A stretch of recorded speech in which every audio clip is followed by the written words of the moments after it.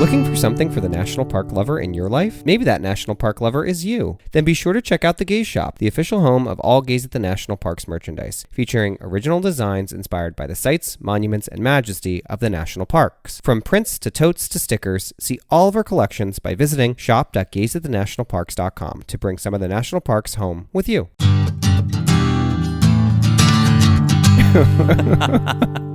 I'm taking the dog, dumbass. No, there's a little bit more of a pause. I'm taking the dog. Dumbass. You look like a hot dog. You make me want a hot dog. You make me want a bad. hot dog real bad. Well, everybody, you've heard every gay person's favorite thing to do, which is impersonate Jennifer Coolidge.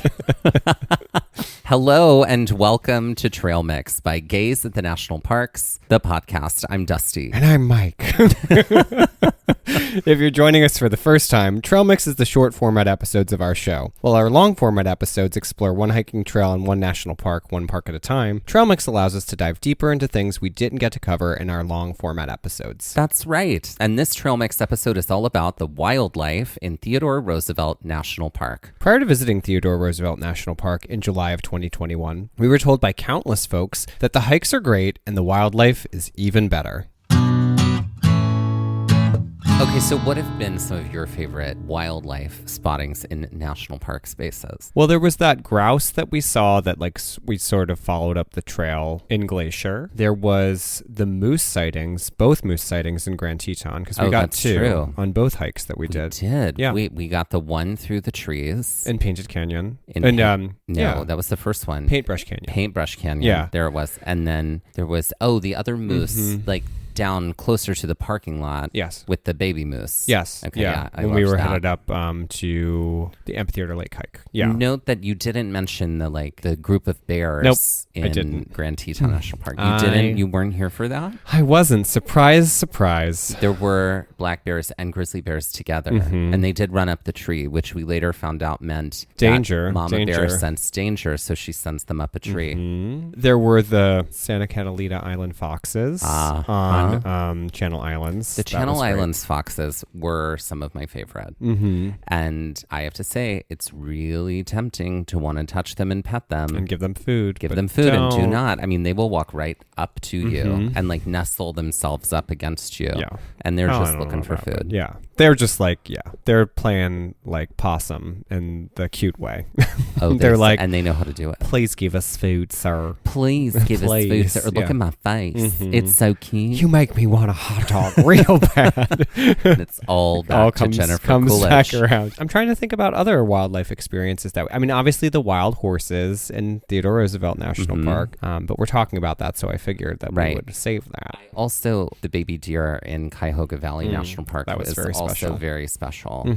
Yeah, that was wonderful. Oh, we saw a bald eagle at Glacier as well. Bald eagle flying overhead. Oh, and the mountain goat that was right next to us. Yes. That mountain we got yelled at. Oh yeah, that mountain goat was close. Yeah. And then you're a person, you know how to do what you need to do. The mountain goat does not, which is true. That's true. We also saw a bald eagle in Yellowstone. There was one perched on a tree.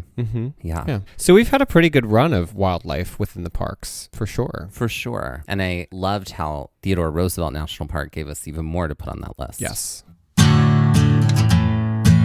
Theodore Roosevelt National Park is on the traditional and stolen lands of the Mandan, Hidatsa, Arikara, Crow, and many other indigenous people. This park is named for the 26th president, Theodore Roosevelt, who served as president of the United States from 1901 to 1909. I guess you had to do some research on that. Presidential history blind spot. For a deep dive on how the process of establishing national parks, national monuments, and Teddy Roosevelt's role in the establishment of that process, go listen to our trail mix from 2 weeks ago on the Antiquities Act. Upon becoming president in 1901, Theodore Roosevelt established 5 national parks, 18 national monuments, 150 national forests, 51 federal bird reserves, and 4 national game preserves on over 230 million acres of public land. Now, we want to be clear. We've not come here today to celebrate the life and work of Theodore Roosevelt. We do unpack the reality of his life in depth in our trail mix without a trace. This park is named after him, and he did personally contribute to the shape of conservation within the American government, so we share that with you today to provide context rather than as celebration. Theodore Roosevelt National Park was established in 1978 by President Jimmy Carter. The land that comprises the park had originally been earmarked by the federal government for leased grazing and rehabilitation, and was also originally part of the Little Missouri National Grasslands. The diverse wildlife that the park is known for has been long a part of this area of land. Visiting Theodore Roosevelt National Park allowed us and all of those who visit the chance to get up close to wildlife in a natural habitat. The wildlife found in Theodore Roosevelt National Park include mammals, reptiles, and, can I get a drum roll, please? Birds.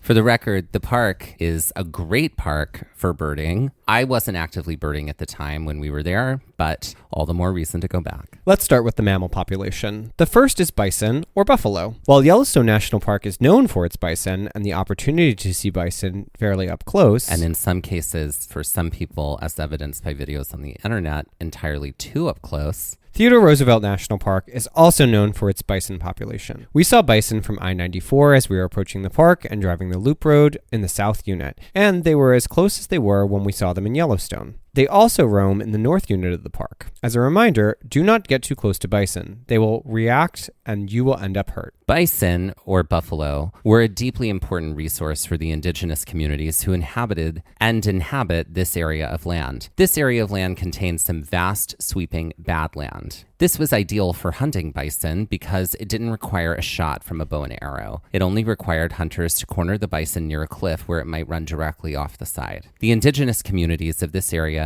made use of every part of the buffalo for food, clothing, shelter, tools, medicine, toys, and decor. For a more in-depth look at the history of bison across this land, also called America, go listen to our trail mix from last season on buffalo. Another population that thrives in this area, also known as Theodore Roosevelt National Park, are deer, specifically mule deer and white-tailed deer. Mule deer are more common in this area and, like most deer, can be seen in the evening and early mornings. They are often found grazing near park roads or near juniper groves. White-tailed deer, who keep similar hours, are less common and more often found near campgrounds. They have migrated from the east due to a growth in their population and have found a home in this area of land. Now, I wouldn't call myself a deerer, but I do think But a doer? But a doer, yes. But I do think it's important to be able to identify the difference between mule deer and white-tailed deer. So here we go. White-tailed deer are the most common of deer. If you've seen a deer on the road at night where you live, more than likely it was a white-tailed deer. They have a sleek coat of hair and the underside of their tail is white, whereas mule deer have a shaggier coat of hair, and while their tail is also mostly white, it features a black tip on the end. Also, a white-tailed deer perks its tail up when it senses danger. A mule deer doesn't do this. If you've ever seen a deer on the highway and it had its tail perked up, it was probably a white-tailed deer. While there are some differences in color variations on their face, they are most differentiated by their antlers and their ears. White-tailed deer have antlers that grow out of one main antler stem, whereas mule deer have antlers that grow multiple stems and just keep splitting and forming new antlers. Mule deer antlers can have multiple points. We also saw some taxidermied mule deer at the restaurant we ate at in West Yellowstone. And their antlers were huge. Yes. And we ran across some mule deer on the Devil's Garden Trail in Arches National Park when we were there in 2017. And finally, mule deer get their name from their larger ears. So if you are out there and you see a deer and think, wow, those are some big ears, then it's probably a mule deer. And I think it's important to note that we actually saw no deer at all in Theodore Roosevelt National Park. But if you do, now you know what you're looking at. And next up, we have wild horses. This was a very special moment when we saw a herd of wild horses on the South Unit Loop Road. Mike, you had a moment here. Tell us about the moment and what it was about these wild horses that has stayed with you. Well, if you've ever seen like a shot where Vaseline coats the lens and it's very dreamy. Yes. Think of Seven Wonders, the music video. No, it was, I just think that you're used to seeing horses in a very specific setting, whether it's at a riding facility or if you've ever been to a horse race track. Horses are seemingly domesticated animals, or at least for the most part, that's been my experience with them as domesticated animals. So to see them in the wild like this and to just kind of happen upon them. It just was a very, very special experience. I don't know, something ignited in me that I don't think I ever knew was there before when it came to horses. There must be something there that wasn't there before. Mm-hmm. Exactly. Mm-hmm. The only place to see wild horses in North Dakota is in Teddy Roosevelt National Park, or Theodore Roosevelt National Park. The herd of wild horses currently in the park has been there since the mid-1800s. Technically speaking, since they are in a protected area, they would be considered feral horses rather than wild horses. But honestly, wild horses sounds better, so the term has stayed. That's why the Rolling Stones song isn't feral horses. Right? Feral horses wouldn't drive me away. No. Wild specifically refers to the fact that the horses are not domesticated, meaning there is no stable or feeding area of any kind or intervention from humans, except in one instance, which is if they determine that a horse can no longer survive living in the herd. They will remove the horse from the herd and transition them into a domestic situation. The horses travel together in groups of about 5 to 15, which is what we saw. Mm-hmm. When we saw them, there were around 10 horses together. In total, there are around 170 wild horses in Theodore Roosevelt National Park at the time of this recording. We cannot talk about the wildlife in Theodore Roosevelt National Park without talking about prairie dogs. Okay, so the prairie dogs were a surprise for me because I didn't know we were going to see prairie dogs at Theodore Roosevelt National Park. This was, did you know this ahead of time? I don't think so. I don't think until we were there and we had talked, because we had stopped by the visitor center prior to doing the loop road, because we had done our early morning hike on the Petrified Forest Loop. And so I don't think until we talked to the ranger did I know that that was going to be something that we were going to see.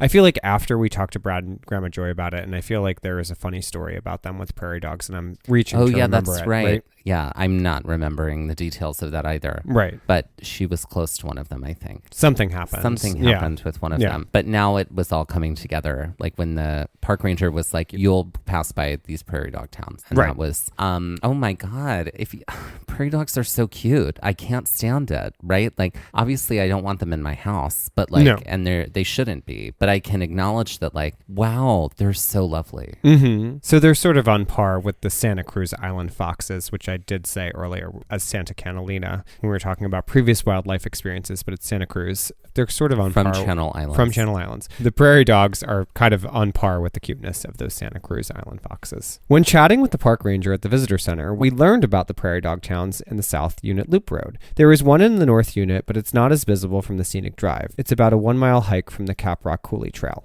Once land has been thoroughly grazed, it becomes prime prairie dog real estate. The prairie dog towns look like an arid, sandy patch of land, sometimes on a hill. Upon first glance, we almost missed them. Then we saw the burrowing holes. Then we noticed the prairie dogs emerging from them. Do not miss driving by the prairie dog towns when visiting Theodore Roosevelt National Park. We've never seen anything like this in any of the other parks we have visited. Prairie dog towns are also a place for other wildlife that we didn't get to see, but are sometimes found in these areas, including owls making their dens, bull snakes, which I'm sure you're glad you didn't see, and prairie rattlesnakes in the abandoned burrows. Bye. Yeah. Mm-hmm. If we ever opened like a high-end men's wear company or had a cologne, it would be called Snake and Bear or Bear and Snake. Bear and Snake. Mm-hmm. Okay, I like the name. Mm-hmm. I like the name. Mm-hmm. Okay, so now that we're on the subject of snakes, okay, we saw no snakes while hiking in this park, thankfully. There have been other parks with snakes. This was not one of them, but that does not mean that there are not snakes there. Bull snakes and racers are common within this park, as well as prairie rattlesnakes, which is the only venomous snake in the park. And they are there. We also saw pronghorns while hiking the Petrified Forest Loop. Pronghorns are the fastest animal in North America, and they are seen often in the Little Missouri National Grasslands, which is abutted to Theodore Roosevelt National Park. We talk all about seeing pronghorns from the trail in episode 90, the Petrified Forest Loop. It's worth mentioning some of the other wildlife that can be seen in Theodore Roosevelt National Park that we didn't see. Coyotes are more heard than seen, but can sometimes be seen near prairie dog towns, and probably probably not because they want to be friends with prairie dogs. No, I can't imagine. Longhorn cattle can also be seen here. There's a small herd in the North Unit preserved as a cultural resource and can sometimes be spotted around mile marker 2 on the North Unit Loop Road. There is also a population of elk in the South Unit who are often in the southeastern section of the unit and can sometimes be seen from I-94. There are also beavers, badgers, and porcupines, which is the name of the outdoorsy gay adventure company I'm going to open. Beavers can be seen near the water in the North Unit along the Little Missouri River. Badgers can sometimes be seen in prairie dog towns, and porcupines are sometimes seen crossing the road later in the evening.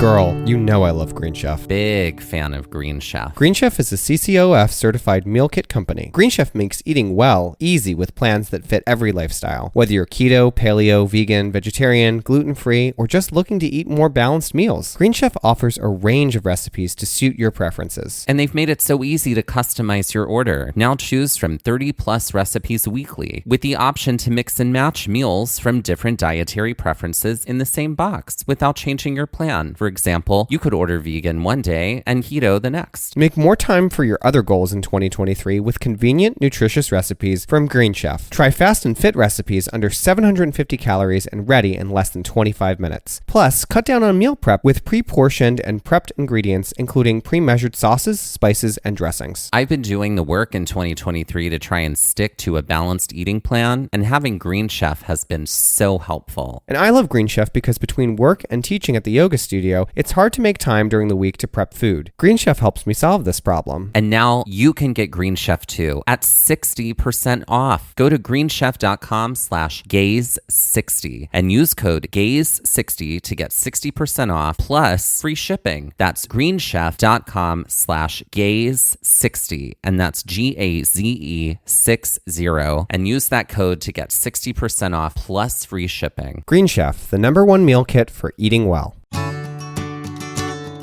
What's better than finding quality candidates? Finding them instantly. For a powerful hiring partner, you need Indeed. Indeed is the hiring platform where you can attract, interview, and hire all in one place. Don't spend hours on multiple job sites looking for candidates with the right skills when you can do it all with Indeed. Find top talent fast with Indeed's suite of powerful hiring tools like Indeed's Instant Match, assessments, and virtual interviews. Hate waiting? Indeed's US data shows over 80% of Indeed employers find quality candidates whose resume on Indeed matches their job description the moment they sponsor a job. Indeed was instrumental in my last job search, and I can't recommend it enough. It made the process smooth and easy, and I appreciated it when companies would make use of the tools Indeed has to offer, like, for example, Instant Match. Candidates you invite to apply through Instant Match are 3 times more likely to apply to your job than candidates who only see it in search, according to US Indeed data. With Instant Match, as soon as you sponsor a post, you get a short list of quality candidates whose resumes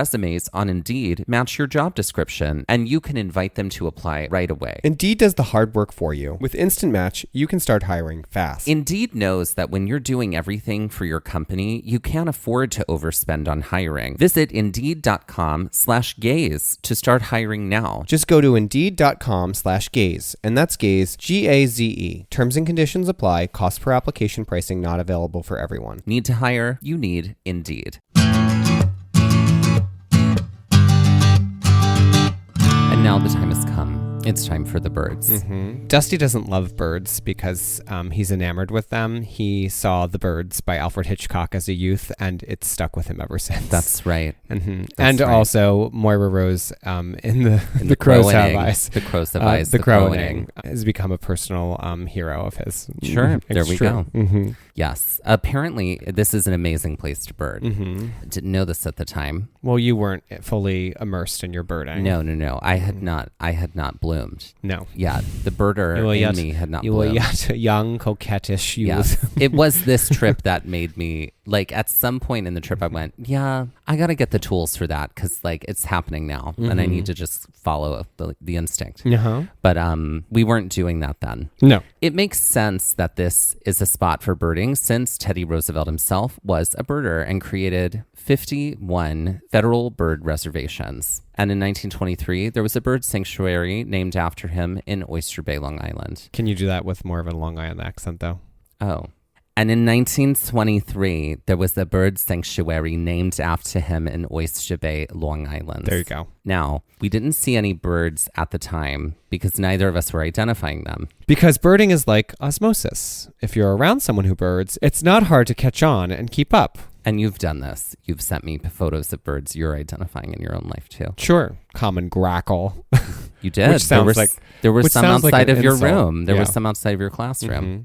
You You're like, a common grackle. well, they're just outside grackling. Grackling.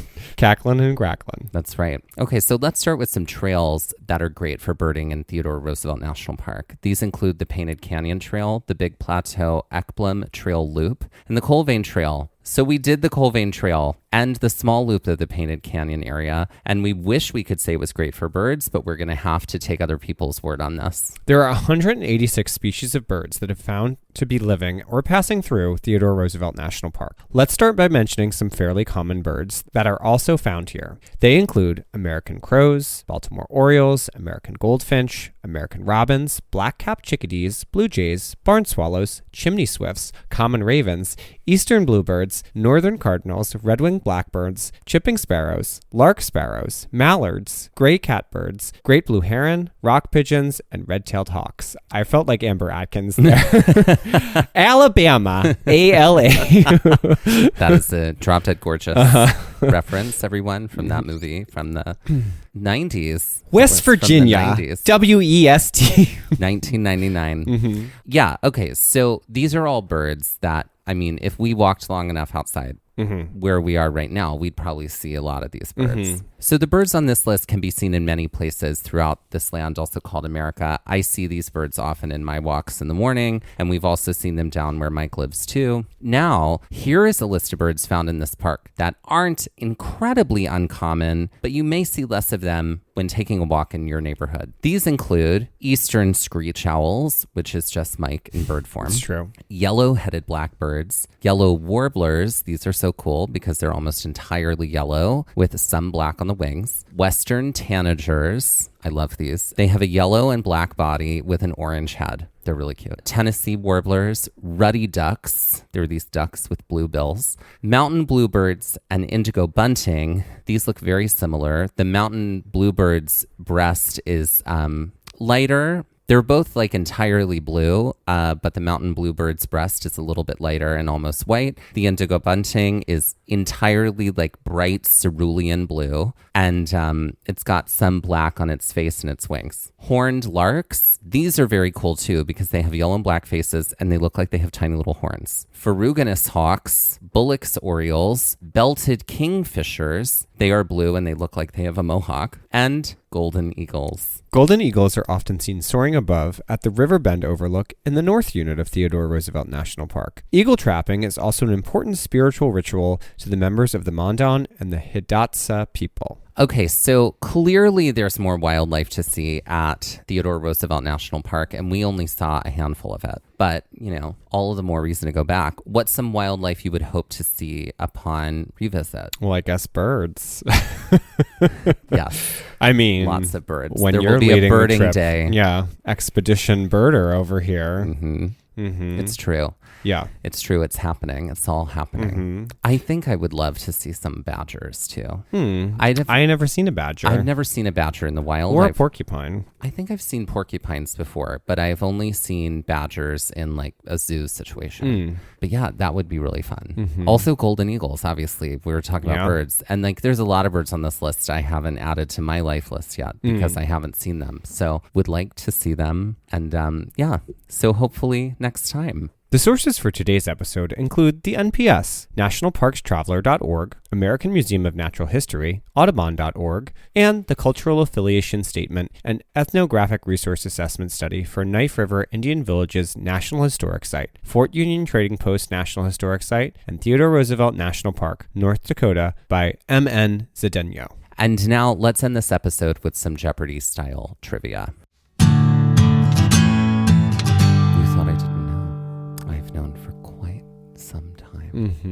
I just needed to find a suitable alternative for Jacqueline. Then that James Holt's job was just so absurdly overpaid. She couldn't resist. But the truth is, No one can do what I do. No one. The magazine would suffer. I could go all day, all day long with this. Okay. All right. So here we go. Here we go. A little Devil Wears Prada break, everybody. Are you ready for this category of Jeopardy, Mike? I am imagining it's bird related. It is bird related. What a freaking shock. It is called, sometimes birds get their name from like a literal description, like red-winged blackbird, Sure. yellow-headed blackbird, right? So this is called literal description of birds. Great. And I'm going to describe these birds literally by what is offered in their name, and you just have to guess their name. Great. But I'm not going to say like it has red on its wing and it's a black bird, and then you have to, it's a little different than that. Sure. Now, all of these birds are birds we either mentioned or birds I know that you know. Great. Here we go. For 100, this bird gets its name from the red, white, and blue bunched fabric that is often put out during the 4th of July. Only catch is that there's no red or white. What is an indigo bunting? That is correct. That's right. We get how this goes. You know now. why? Because I can listen. That's right.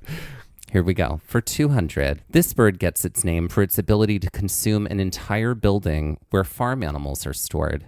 What is a barn swallow? That is right. You just barn swallowed that. I did. Yep. For 300, this bird is known for being born in Italy and then coming to Hollywood and making it big and winning over the hearts of everyone. What's the Lady Gaga? Could you imagine? You know that, like, if you discover a bird species, that'll be the bird's name. I don't know. Gaga. I don't know. Born in Italy. Italy is the country inside of what continent? European starling. There you go. A European starling. A starling is born. A starling is born. If you don't know a European starling, everybody, it's a blackbird with a tan beak. And then the males have this, like, at least their summer plumage is, because they have summer and winter plumage, meaning their feathers look different. We're diving deep, guys. In the summer, they're like gorgeous and iridescent and speckled. And like they're still black, but they're like beautiful. Anyway, for 400, this bird gets its name for its ability to clean a fireplace passageway quickly. What's a chimney sweep? What is chimney swift? That's correct. There you go. And finally, for 500, this bird gets its name from its royal status while out on the river catching trout. And rather than a crown, they wear this stunning fastener around the waist. What's something kingfisher? That's right. Is it just kingfisher? Kingfisher is the second word. So it's a belted kingfisher. That's right. And don't wear that belted outfit. Is that from... That's from 30 Rock. 30 Rock. I have a lot of belted outfits.